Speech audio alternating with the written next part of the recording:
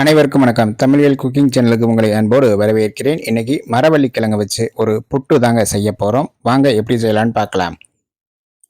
ஒரு மரவள்ளிக்கிழங்கு எடுத்து இந்த மாதிரி தோல் சீவி கழுவி எடுத்துக்கோங்க. இந்த மாதிரி துண்டுகளை கட் பண்ணிவிட்டு காய் துருவுறதில் வச்சு துருவி எடுத்துக்கோங்க. இந்த மாதிரி துருவி எடுத்துக்கோங்க. இதில் கொஞ்சம் தண்ணி வருங்க, அதை பிழிஞ்சு எடுத்துருங்க. நல்லா எல்லாத்தையுமே பிழிஞ்சு இந்த மாதிரி எடுத்து வச்சுக்கோங்க. இதில் அரிசி மாவு 3 ஸ்பூன் சேர்த்துக்கோங்க. கொழுக்கட்டை மாவு இருந்தால் கூட நீங்கள் சேர்த்துக்கலாம். ஏலக்காய் தூள் 1/2 ஸ்பூன் சேர்த்துக்கோங்க. உப்பு கொஞ்சம் சேர்த்துக்கோங்க.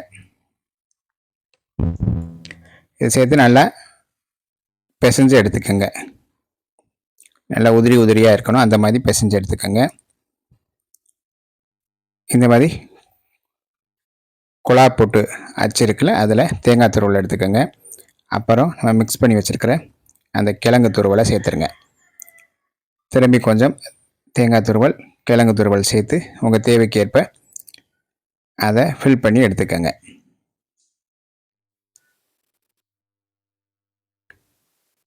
இப்போ குழா போட்டை வேக வச்சு எடுத்துக்கோங்க. ஒரு 10 நிமிஷம் வேகட்டும்.